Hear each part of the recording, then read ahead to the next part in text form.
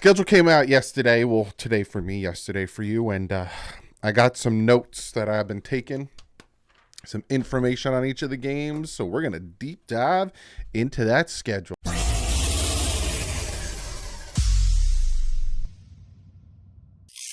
What is up, Finn fans? Already have the schedule as my wallpaper. I'll show you real quick. You know what? It's just beautiful. I love the movie theme, especially because I have a degree in, media. Love the movie theme. I love that video, and I love this schedule. I know some people are looking at the schedule and are like, ay caramba. I like it a lot. I talked about it yesterday in the live stream. I'll talk about it again today. We're going to go over each and every game. I'm going to give you kind of more of an insight on what I think of each and every game. But I also have some information and data, and then we're also going to look at some more information and data about the schedule. I got a lot to talk about. Before we jump into all that good stuff, I have to shout out some new patrons and members on the membership side. Angelo, Alberto Vargas, Rodney Williams, and David Wilmot. Thank you guys so much for hitting that join button. Like I said to you members, you guys have some cool special stuff coming your way, but you also have a cool special perk when it comes to the live streams. If you noticed, you get new cool icons and all this cool stuff, and I'm going to add more and more for the members. So thank you guys so much for joining the membership. And then on the Patreon side, I have Angelo Jordan. Angelo double in it. Appreciate you, my man. Angelo and other patrons, if you haven't watched it yet, my new series that is just on the Patreon, Walking and Talking with DDW, episode 1's up there. It's a little dark, I walk at night, so it's a little dark. Today I biked. Maybe I'll do a biking episode 2. I don't know how the lab is going to pick up, but go check it out. I think it's a good first episode. I talk a lot about Tua and what scares the crap out of me and how I feel about him coming into the season. So go check that out. If you're a Patreon, let me know, and I ask for a lot of your guys' advice. So go check that video out. So now let's jump into it. I'm going to minimize myself. Actually, you know what I'm going to do? I'm going to do this, right? And then we're going to do this, and we're going to move this up just a scotch. So I don't gotta minimize myself too much, because I feel like I'm an attractive man, and I'd like to be seen. I'm going to put myself over here. Okay. So this is what we're going to do. We're going to go over each and every game. Yes, this is my wallpaper. You're looking at the back of my left monitor. We're going to go over each and every game, and I'm going to talk about the game, and I'm going to give you a little, if I have a little tidbit of something that's interesting, I'm going to tell you about it. And I'll tell you this, there's 4 games where the opponent is at a huge disadvantage, and it's not about playing in Miami in the heat. First and foremost, something that I found out, the Dolphins do not play any of their opponents. None of the 17 teams that they play, obviously, 6 of them. It's all,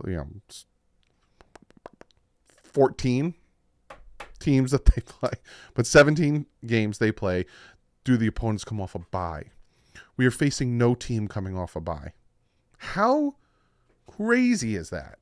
At no point is any of our games against a team coming off a bye. So at no point are any of our teams rested coming off of a bye. Look it up. It's crazy. The byes start week 4, and from week 4 to week 16, I think is the last bye. For those 12 weeks, we face not one team coming off a bye. Absolutely crazy. But yeah, let's jump into this. We're going to start with the week 1 in LA against the Chargers. You guys know how I feel about that.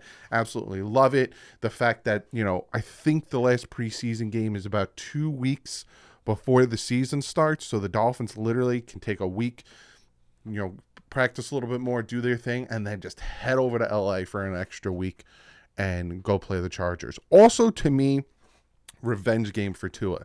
Tua had, hands down, one of the worst games against the Chargers. Like, it's not even like an opinion. Statistically and visibly, an absolutely horrid game against the Chargers. And this is a game, week 1, put on your cleats, put on your pads, and erase that.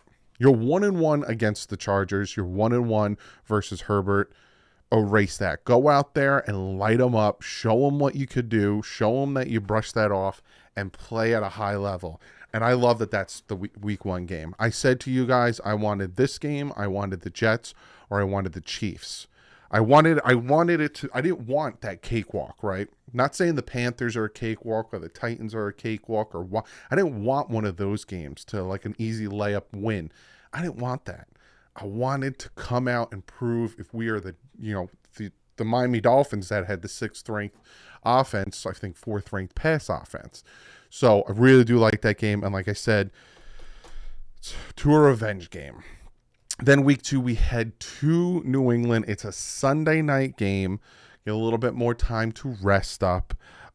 Tua is undefeated against the Patriots and Bill Belichick. I think that is hilarious. I never would have thought I'd say that, but Tua has not lost to those Patriots. Will he make it? I think it's 5-0, or is he 6? I know he's 5-0. I don't know if it's 4-0 or 5-0, but will he make it 6-0 or 5-0? But the thing that's interesting about New England in this game is Mac Jones will finally have an offensive coordinator. Last year he had Matt Patricia as his offensive coordinator, and when you think about that, you're like, Bill Belichick, make sense to me.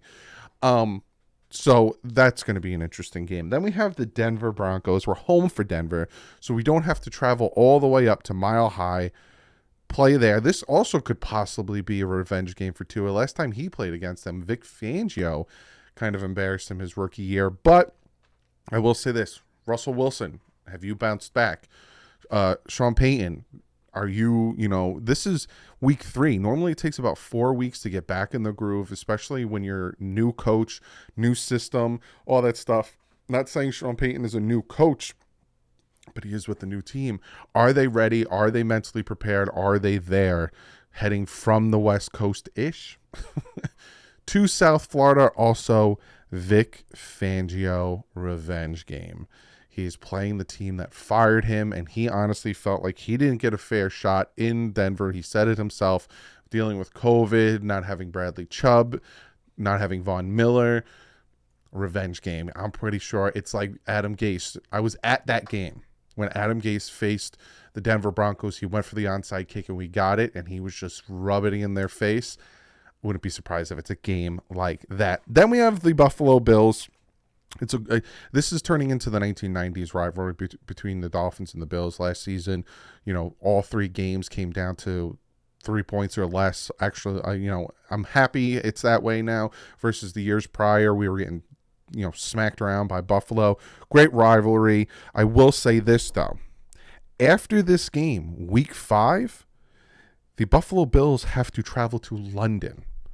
So they're home against the Dolphins, but then have to go travel to London. So are they going to be mentally there? Are they going to be thinking about the fact that, next week we got to go to London and face so-and-so? It's going to be interesting. Again, you look at the first 4 games. Chargers, Patriots, Broncos, Bills. I think, again, if right now, you're saying to me right now, I say they could go 2-2. Very easily go 2-2. They can very easily go 3-1. They very easily can go 1-3. Last year we looked at the first 4 games, the first 3 games, and we were like, oh my goodness, Patriots, Ravens, Bills, and we went 3-0.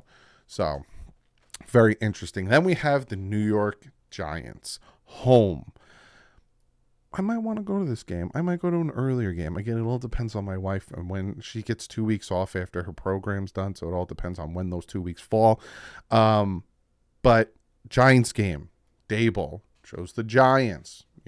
He knows Tua Tagovailoa. He knows his tendencies. Danny Dimes got his money. Is he going to sit back and, I got paid, whatever, or is he going to continue to play hard?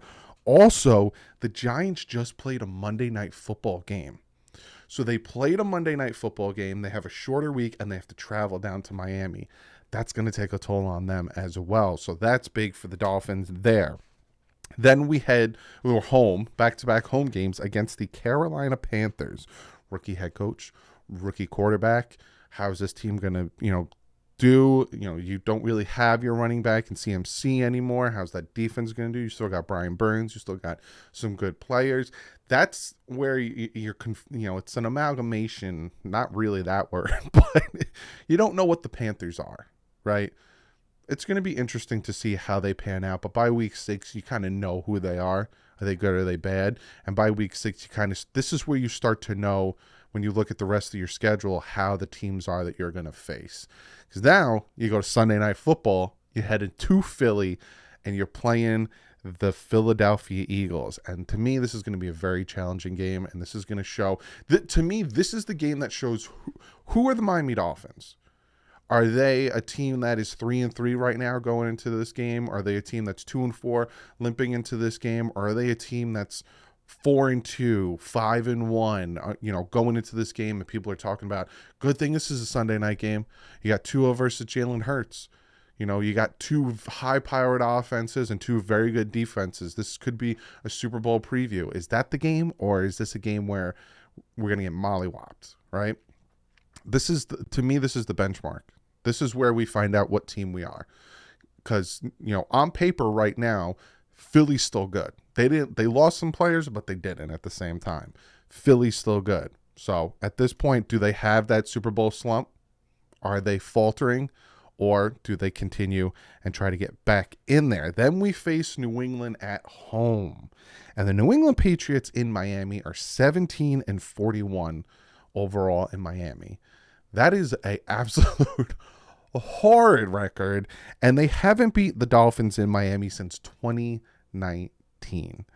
So it's been a hot minute since they played in New England and won in New England and Miami.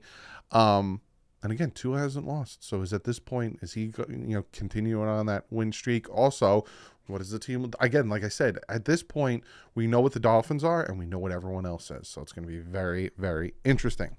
Then we have Kansas City, international game. It should be in Kansas City, but it's not. It's in Germany, 9:30 in the flipping morning. I will say, too, the Giants and the Panthers game and the Broncos game are all 1 o'clock.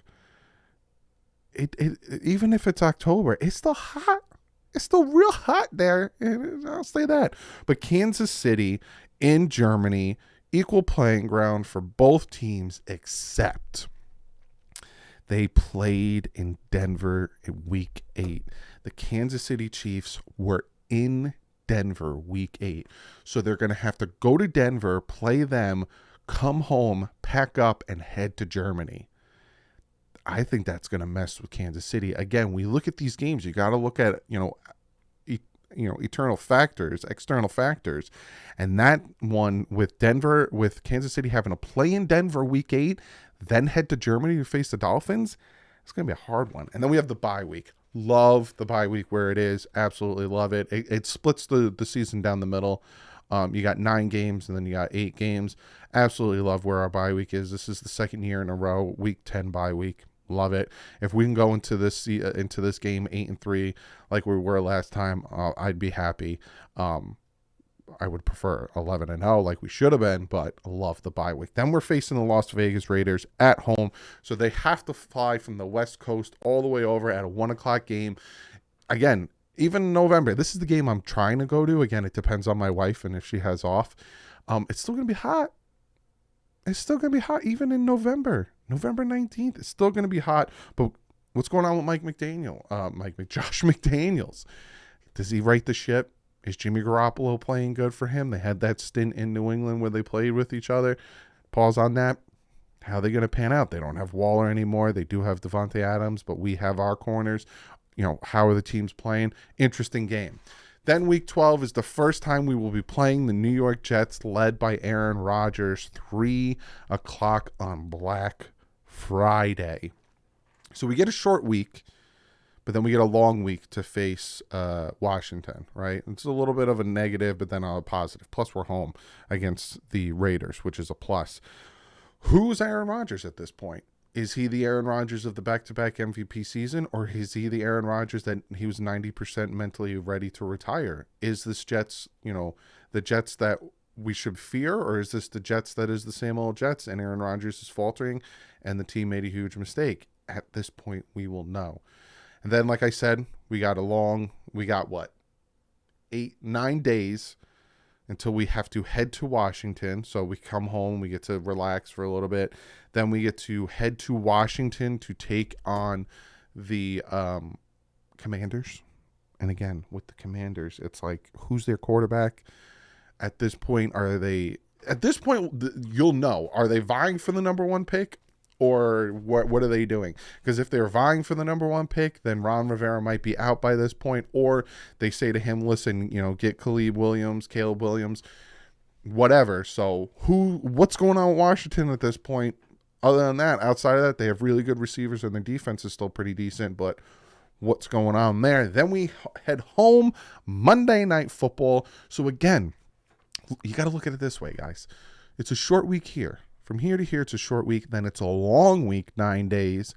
Then we go from Sunday to Monday, another long week. Then we face the Tennessee Titans Monday Night Football. Who's their quarterback? Is it Tannehill at this point? Is it Willis? Yeah. Levis. Why do you say Willis? Who's their quarterback? We won't know. Is Derrick Henry healthy? Is he playing at this point? We won't know. And then we're home. So back-to-back home. Don't have to travel. It doesn't matter about the short week, in my opinion, because you're home. Facing the Jets. Again, what's going on there? The Jets are 25-32-1 in Miami. So Miami has the upper record there. And the last time the Jets won in Miami was 2015. So again, Miami has the home field advantage over the Jets and the Patriots there. But again, we saw them 2 weeks prior, same team. Then we face the Dallas Cowboys, home, back-to-back home games, which I love. Which Cowboys are we facing?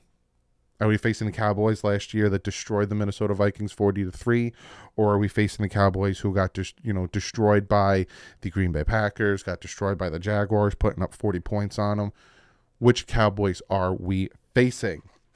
Then we head to Baltimore on New Year's Eve. It's probably going to be cold, but knowing how global warming goes, it might not be. But heading there, I will say this, the Baltimore Ravens the week before, so week 16, have played Monday Night Football at San Fran. So they got a short week, and they're flying from the West Coast home. It's going to take its toll on the Baltimore Ravens, and is this a Baltimore Ravens revenge game for us being down 21 and coming back and winning? But the fact that they have to play a short week on the West Coast the week before, that's going to be huge. And then finally, we face Buffalo at home. Is it going to be too hot for them? What is it going to be like? And we don't know when. We're facing them at 1. We're facing them at 4. It's going to be very, very interesting. But that's kind of all the information I got for you, the deep dive into all of these games, the little information. But I also have this information too. Boom. Sharp Football Analytics.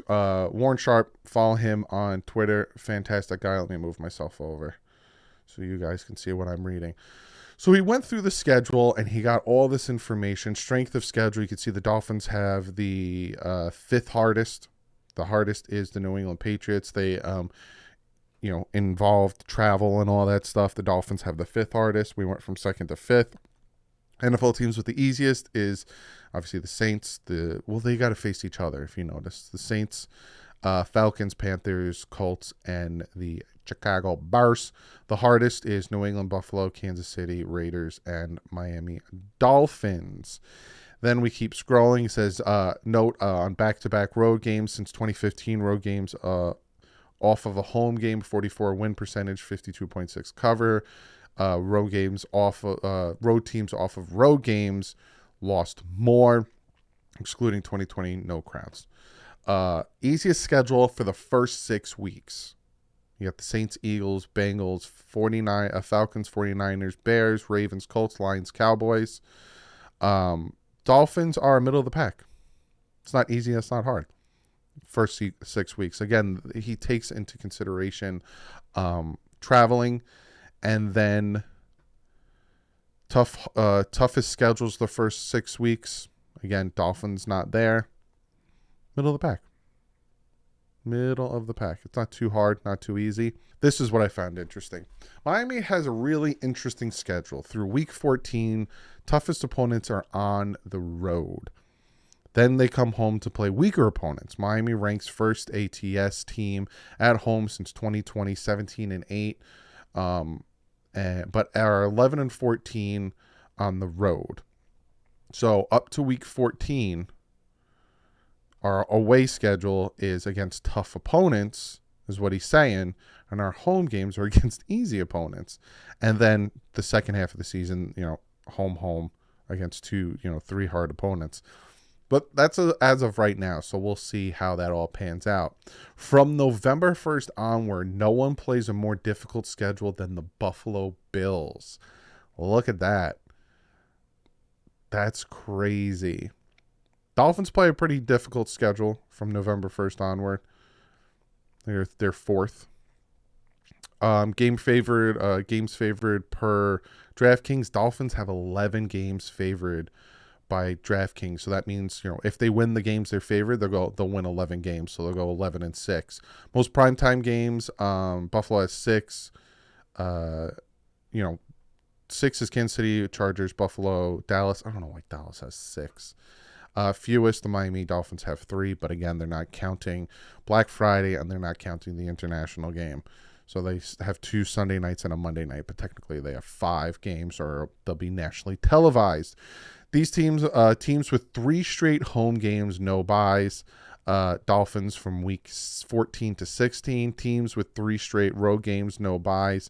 Dolphins don't have to deal with that again like they did last year. First 2 games on the road, obviously the Dolphins. And longest stretch between road games are Raiders and the Browns. But yeah, that's all the information, the deep dive information I got for you guys. Comment below. Let me know if me telling you all this stuff made you feel better about our schedule, especially knowing like the Ravens, when we face them, are going to be on a short week after facing the 49ers on Monday Night Football.